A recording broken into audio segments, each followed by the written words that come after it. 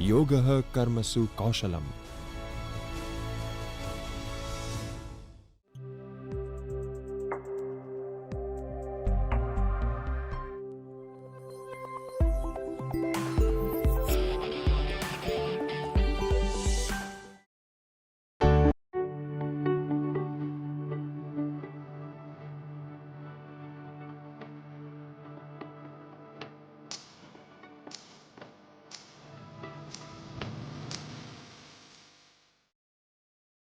Dear students, I am Megha Antani. Today I will talk about theory of demand and supply. Meaning of demand. Now let's understand what is determinants of demand. Number 1, price of the product. A higher price typically leads to lower demand, while a lower price usually results in higher demand. This relationship is known as law of demand. Number 2, income. Higher incomes generally lead to increased demand for most goods and services, while lower incomes may result in decreased demand.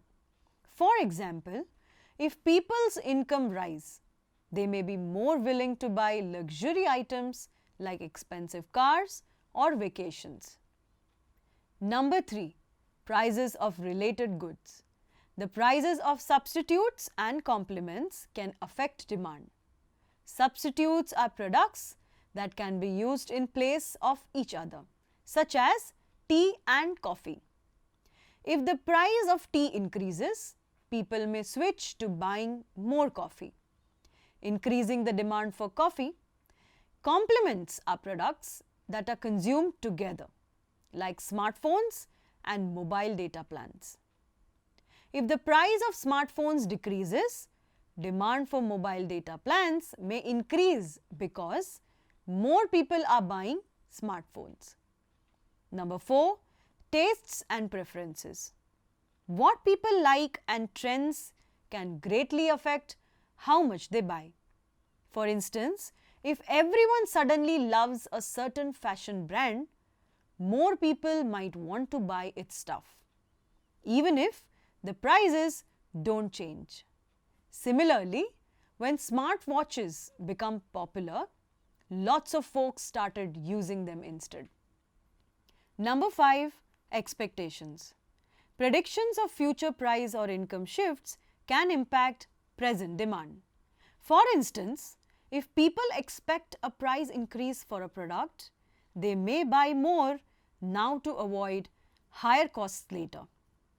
This is evident in petrol and diesel prices, where long queues form at stations when there is an anticipated price rise, as people rush to fill their tanks at lower rates before the increase.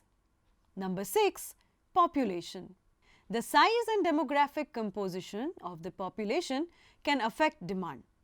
An increase in population, especially if it includes a higher proportion of consumers in the target market, can lead to increased demand for goods and services. For instance, as urban population grows, there is a rise in the demand for housing. Similarly, in Japan, where the majority of population is elderly, there is a higher demand for adult diapers compared to baby diapers. Now, what's law of demand? Number 1, demand schedule. A demand schedule is a table that shows the quantity of a goods and services that consumers are willing and able to buy at different prices during a specific period.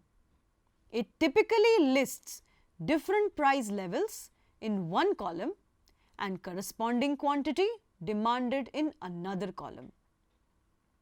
Both the demand schedule and demand curve provide insights into consumer behavior and help economists and businesses understand how changes in price affect the quantity demanded of a product and services. Rationale of law of demand. The law of demand is based on several fundamental principles of consumer behavior and economic theory. Number 1 is diminishing marginal utility. consumers experience diminishing satisfaction or utility as they consume more of a goods or services. This means that each additional unit consumed provides less satisfaction than the previous one. As a result, consumers are generally willing to pay less for each additional unit, which becomes less enjoyable. Eventually, you might even feel sick if you keep eating more chocolates. In this example, the diminishing marginal utility of chocolates demonstrates that you consume more units of chocolates, which is the goods, the additional satisfaction you get from each additional unit decreases.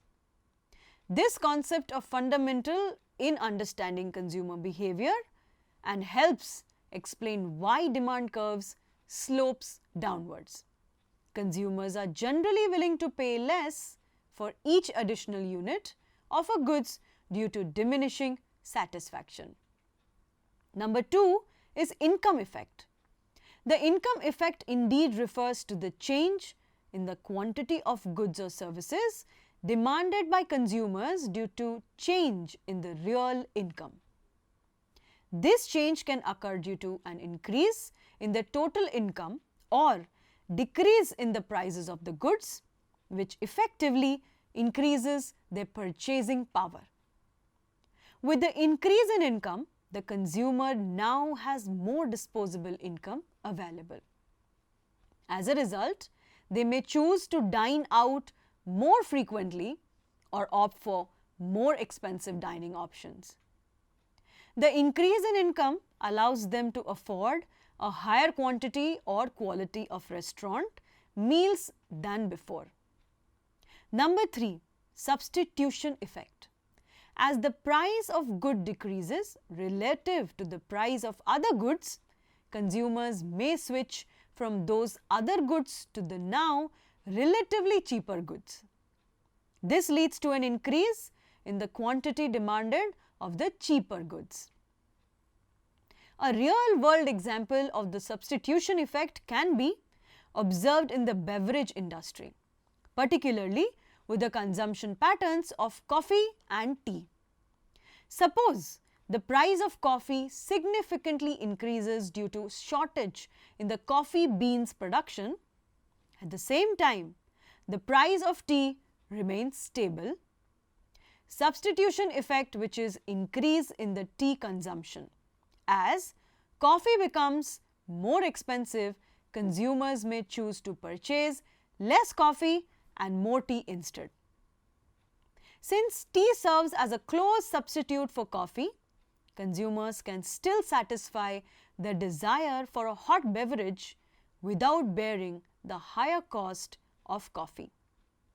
Therefore, the quantity demanded of tea increases while the quantity demanded for the coffee decreases. While the law of demand generally holds true in most situations, there are exceptions where the typical inverse relationship between price and quantity demanded does not apply, which is termed as exceptions to the law of demand. Let's understand exceptions to the law of demand. Number 1, Veblen goods. Veblen goods are luxury items for which demand increases as the price rises, contrary to the law of demand. These goods are often associated with prestige, exclusivity, and conspicuous consumption. The higher price of Veblen goods can enhance their perceived value and desirability among certain consumers. This may view the high price as a symbol of status or quality, leading to increased demand as the price rises. Examples of Veblen goods include luxurious cars, designer handbags, high-end watches, and exclusive fashion brands. Number 2, Giffen goods. Giffen goods are inferior goods for which demand increases as the price rises, also contrary to the law of demand. These goods are typically basic necessities for low-income individuals. When the price of given goods increases, consumers may be forced to allocate a large portion of their limited income to these goods, leading to increased demand. Classic examples of given goods include staple food items like rice, bread, and potatoes in certain low-income communities. Number 3, expectations of the future price changes. Expectation about future price changes can influence current demand and lead to deviations from the law of demand. If consumers anticipate a significant price increase in the future, they may buy more of the goods now, even at the higher price, to avoid paying more later. This behavior can result in an upward sloping demand curve in the short term. For example, if people expect the price of a particular electronic gadget to increase due to limited availability or high demand, they may rush to buy it at the current price, increasing demand. Number 4, conspicuous consumption. Expansion of demand and increase in demand. Contraction in demand refers to a decrease in the quantity demanded of a goods or services due to rise in its price, while all other factors remain constant. It represents movement along the demand curve. For an example, let's consider the market for movie tickets. Suppose the price of a movie ticket increases from 100 rupees to 150 rupees. As a result of this price increase, consumers decide to buy fewer movie tickets. Even though the movie theaters continue to offer the same movies, show times, and quality of experience, the increase in price leads to a decrease in quantity demanded. This decrease in quantity demanded solely due to the price increase is a contraction in demand. Decrease in demand, on the other hand, refers to a shift of the entire demand curve to the left, indicating that consumers are willing to buy less of a product at every price level. This shift is caused by factors other than a change in price, such as changes in consumer preferences, decreases in the consumer income, changes in the price of the related goods, or changes in expectations about the future prices. For an example, let's continue with the movie ticket example.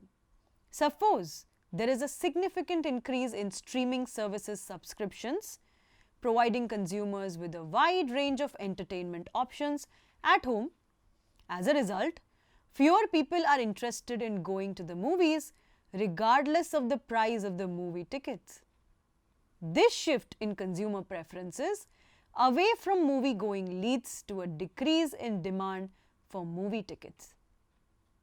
As a result, entire demand curve for movie tickets shifts to the left, indicating a lower quantity demanded at every price level. For an example, supply of smartphones. Let's consider the market for smartphones.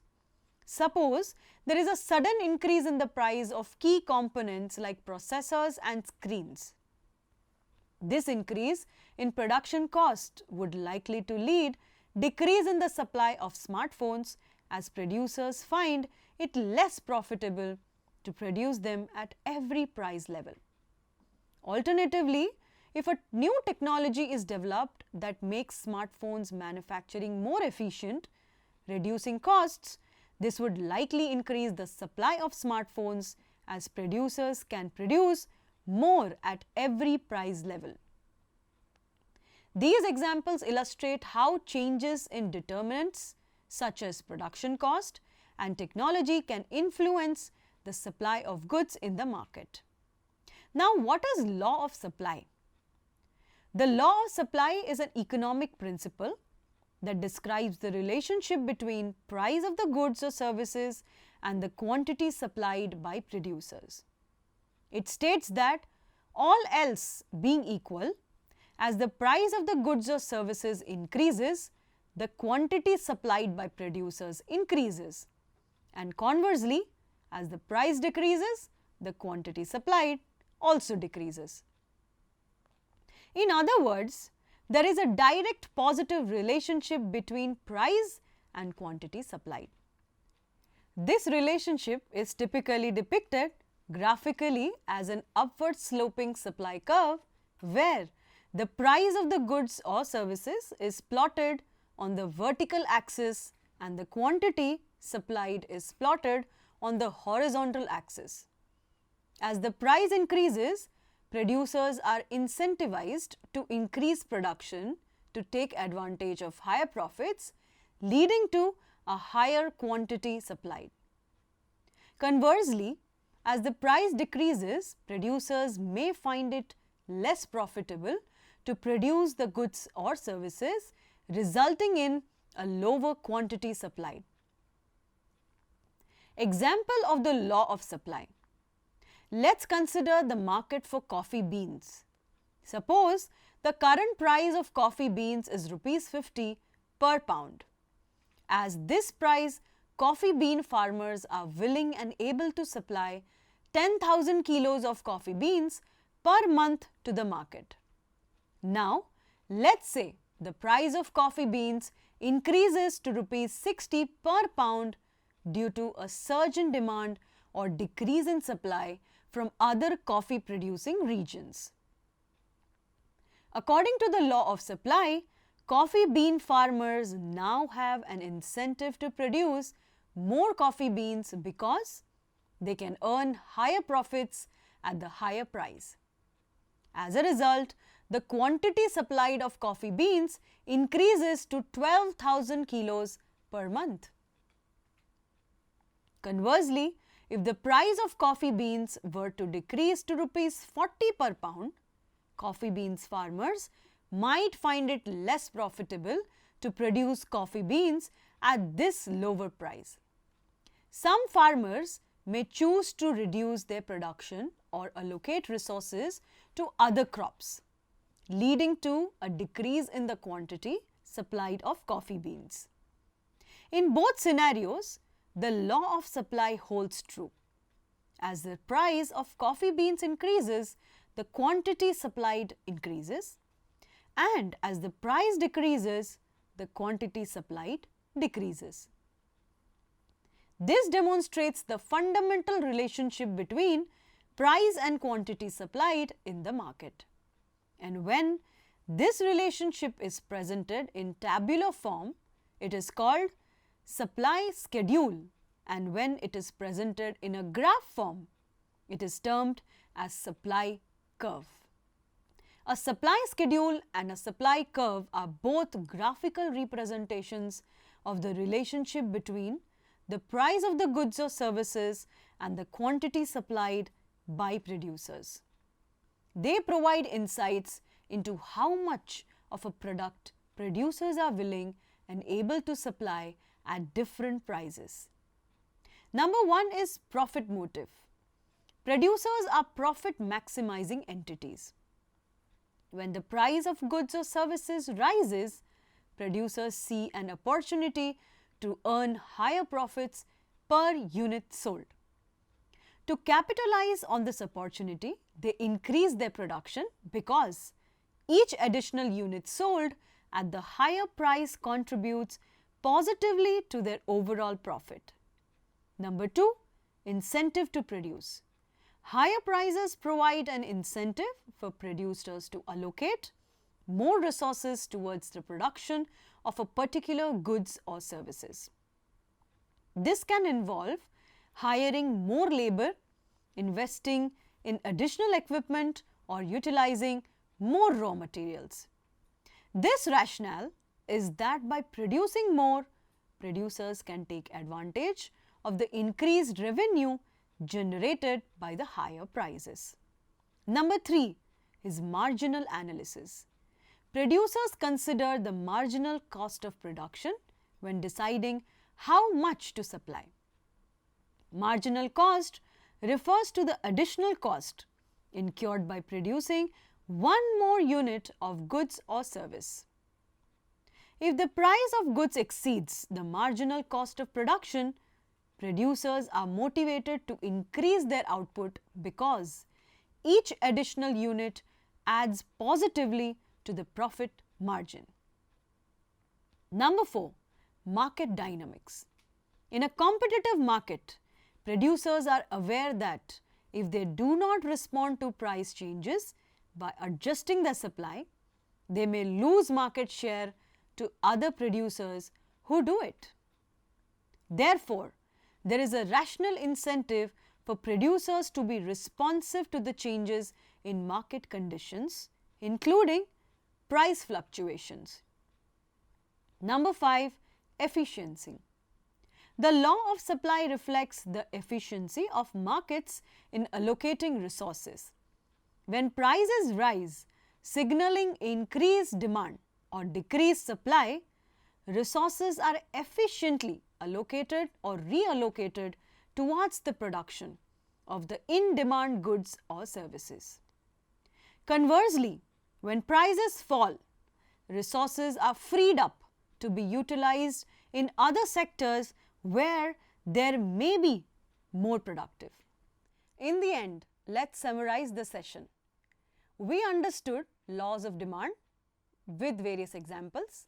We also considered and understood law of supply with various examples.